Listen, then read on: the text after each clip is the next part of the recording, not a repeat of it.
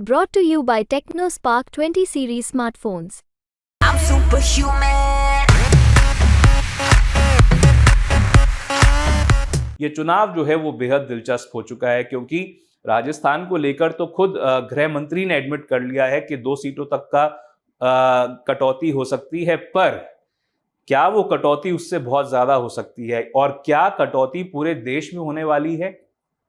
देखिए, जिस तरह का चुनाव हो चला है उससे लग ये रहा है कि ताबड़तोड़ कैंपेनिंग करने के बावजूद प्रधानमंत्री नरेंद्र मोदी कोई भी नैरेटिव अभी तक सेट नहीं कर पाए हैं, और ये नैरेटिव की कमी जो है वो कहीं ना कहीं बीजेपी को खल रही है। अगर आप इससे कंपेयर करें, 2014 का जो चुनाव था उसमें बेरोजगारी एक बड़ा मुद्दा था, उसमें भ्रष्टाचार एक बहुत बड़ा मुद्दा था, जिसमें जिस तरह से खुद अन्ना हजारे ने दिल्ली में अनशन किया, केजरीवाल ने अनशन किया, उसका एक बड़ा फायदा भाजपा को मिला। उसमें महिलाओं के खिलाफ अत्याचार, दिसंबर की वो रेप की घटना हो दिल्ली की, या फिर तमाम जो मुद्दे महिलाओं के खिलाफ अत्याचार के हों, ये तमाम मुद्दे बड़े मुद्दे थे। पर उसके बूते सरकार आने के बाद 2019 में मोदी सरकार ने कहीं ना कहीं शायद रियलाइज किया कि वो पूरी तरह से ना तो भ्रष्टाचार के मामले पर नकेल कस पाई है, ना ही वो रोजगार के मामले पर हल निकाल कर ला पाई है। तो इसलिए जो पूरे का पूरा नैरेटिव था वो डाइवर्ट कर दिया गया राष्ट्रीयता की तरफ। जिस तरह से पुलवामा में अटैक हुआ, 40 सीआरपीएफ जवानों की मौत हो गई, उसके बाद जिस तरह से बालाकोट में स्ट्राइक हुई, भाजपा के नेताओं ने राष्ट्रीयता को एक बड़ा मुद्दा निकालकर सामने लेकर आई। तो राष्ट्रीयता, एक सशक्त नेतृत्व, एक स्ट्रॉन्ग लीडरशिप भाजपा के लिए एक बड़ा मुद्दा बनकर सामने आया। तो जहां 2014 में भाजपा भ्रष्टाचार की बात कर रही थी, बेरोजगारी की बात कर रही थी, महंगाई की बात कर रही थी और मनमोहन सिंह सरकार पर हमलावर थी, तो वहीं 2019 में पूरे का पूरा नैरेटिव चेंज करके राष्ट्रीयता की तरफ भाजपा ने चुनाव को मोड़ने की कोशिश की और चुनाव जीता भी। पर 2024 में अब कहीं ना कहीं साफ तौर पर लग रहा है कि 2 बार मौका देने के बाद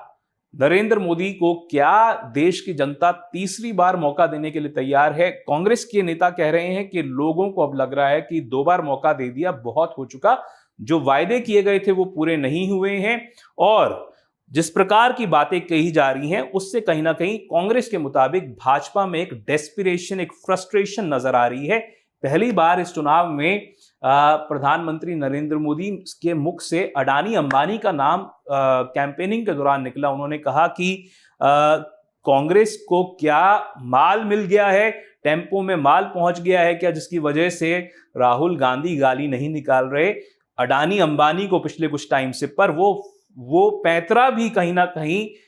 उल्टा पड़ता हुआ नजर आ रहा है, और लग रहा है कि लोगों को अब ये सोचने पर लोग सोच रहे हैं कि अगर अडानी अंबानी की तरफ से पैसा गया तो भाई सरकार तो आपकी है, आपने क्यों इस पूरे मामले की जांच नहीं करवा रहे, क्यों इस पूरे मामले को लेकर जिस तरह से ईडी इस अरविंद केजरीवाल के पीछे पड़ी हुई थी, जिस तरह से ईडी तमाम नेताओं के पीछे, जो कि विपक्ष के नेता थे, उनके पीछे पड़ी हुई थी। तो अगर ऐसा हुआ है कि अडानी अंबानी ने पैसा कांग्रेस को दिया है, राहुल गांधी को दिया है, तो उनकी जांच क्यों नहीं हो रही है? और इस प्रकार की बातें क्या एक प्रधानमंत्री को, अगर उनके पास साक्ष्य हैं तो वो साक्ष्य सामने आने चाहिए, अगर नहीं है साक्ष्य तो क्या आपको सार्वजनिक मंच से इस प्रकार की बात कहनी चाहिए? ये बड़ी बात है, और ये दिखाता है कि कहीं ना कहीं नैरेटिव जो है वो एक दिशा में नहीं ले जा पा रही है भाजपा, और कांग्रेस एक एक जब मुद्दा निकल कर आ रहा है तो वो तैयार है कहीं ना कहीं पलटवार करने के लिए। 22 उद्योगपतियों के पास 70% इस देश की जनता के जितना अगर पैसा पहुंच चुका है, अगर उनके पास उतनी उनकी नेटवर्थ है, और 16 लाख करोड़ की बात कांग्रेस कह रही है कि इनके ऋण की माफी कर दी गई है, या उद्योगपतियों के ऋण की माफी कर दी गई है, तो क्या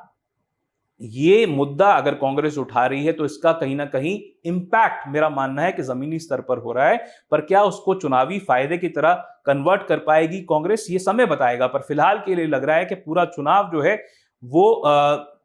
आधी से ज्यादा सीटों पर हो चुका है, और बाकी की जो सीटें हैं वो निर्णायक साबित हो सकती हैं। उत्तर प्रदेश की जो सीटें हैं वो निर्णायक साबित हो सकती हैं। पर जिस तरह से भजन लाल शर्मा, उनकी भी बात कर लेते हैं। जिस तरह से भजन लाल शर्मा राजस्थान के चुनाव निपटने के बाद एक दूसरी जगह जा रहे हैं।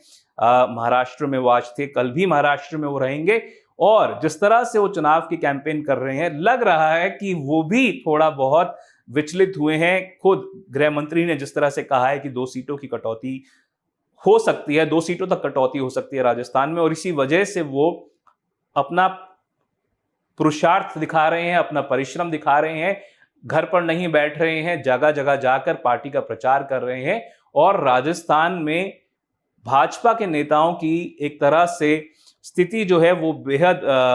उनके जो एंग्शियस जो मूवमेंट्स हैं वो इस समय चल रहे हैं, क्योंकि उनको भी लग रहा है कि अगर राजस्थान में 5 से 7 सीटें या 8 सीटें की कटौती होती है तो कहीं उनके ऊपर गाज न गिर जाए, और ये तमाम बातों को लेकर वो कहीं ना कहीं विचलित हैं। तो एक तरफ जहां गृह मंत्री अमित शाह ने कहा है कि 2 सीटों तक कटौती हो सकती है, तो वहीं ओम बिरला जो कि लोकसभा के अध्यक्ष हैं, उनका कहना है कि 25 में से 25 सीटें आने वाली हैं। तो क्या ओम बिरला की बात को सच माना जाए, क्या गृह मंत्री अमित शाह की बात को सच माना जाए, क्या कुछ रहेगा निर्णय, ये बेहद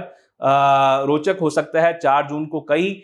नेताओं की किस्मत का पिटारा खुल सकता है। वहीं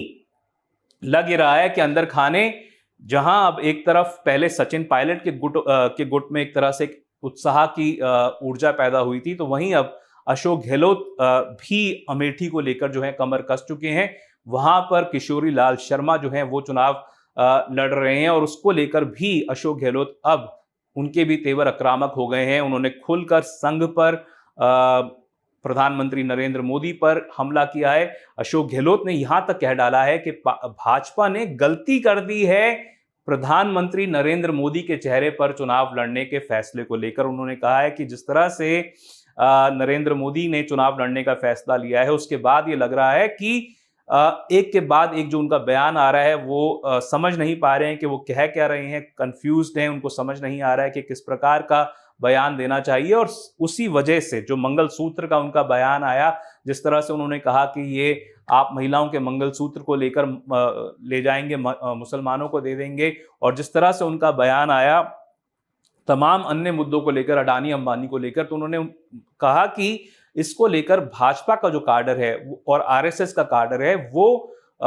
उत्साहित नहीं है, और इसीलिए वो बाहर नहीं निकल रहा है। तो जहां एक तरफ चुनाव से पहले, विधानसभा चुनाव से पहले राजस्थान के प्रधानमंत्री नरेंद्र मोदी अशोक गहलोत पर हमलावर हुए थे, उन्होंने कह दिया था कि अशोक गहलोत इसके बाद कभी भी राजस्थान के मुख्यमंत्री नहीं बन पाएंगे। तो अब ये लग रहा है कि लोकसभा चुनाव के कैंपेन ने अशोक गहलोत को एक मौका दे दिया है नरेंद्र मोदी के ऊपर हमलावर होने का। उनका मानना है कि भाजपा ने गलती कर दी है प्रधानमंत्री नरेंद्र मोदी के चेहरे पर चुनाव लड़के, और उस वजह से पार्टी का जो काडर है वो अब उस तरह से एंथ्यूज्ड नहीं है, वो उस तरह से उत्साहित नहीं है। पर साफ हो चुका है कि पूरे चुनाव में अशोक गहलोत को एक बड़ी रिस्पॉन्सिबिलिटी दी है, बड़ी जिम्मेदारी दी है पार्टी ने। और अगर अमेठी का चुनाव किशोरी लाल शर्मा निकाल लेते हैं तो मानकर चलिए कि अशोक गहलोत का ओहदा पहले से काफी बढ़ सकता है। और उसी तरह से अगर दिल्ली में पूर्व उत्तर दिल्ली की जो सीट है, नॉर्थ ईस्ट उत्तर पूर्व की जो सीट है दिल्ली की, अगर वो कांग्रेस निकाल लेती है, कन्हैया कुमार जीत जाते हैं, तो उसकी वजह से सचिन पायलट का भी ग्राफ बढ़ सकता है। पर फिलहाल के लिए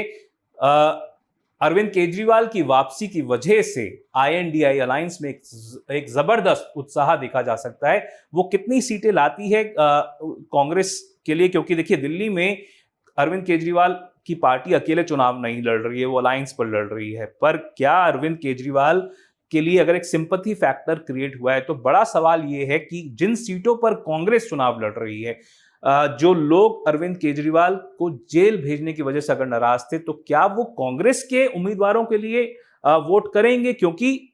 जिन सीटों पर केजरीवाल की पार्टी चुनाव लड़ रही है वहां पर तो हो सकता है कि सिंपैथी फैक्टर का फायदा आम आदमी पार्टी को मिल जाए, पर जिन सीटों पर केजरीवाल की पार्टी नहीं लड़ रही है, कांग्रेस की पार्टी लड़ रही है, क्या केजरीवाल के लिए सिंपैथी कांग्रेस के उन उम्मीदवारों तक पहुंच पाएगी? ये एक बड़ा सवाल है, और इसका ये जो नतीजा आएगा वो दिखाएगा कि क्या कुछ समीकरण बैठ सकते हैं। पर फिलहाल के लिए लग रहा है कि हो सकता है कि जो मूड है जनता में वो 2014 और 2019 से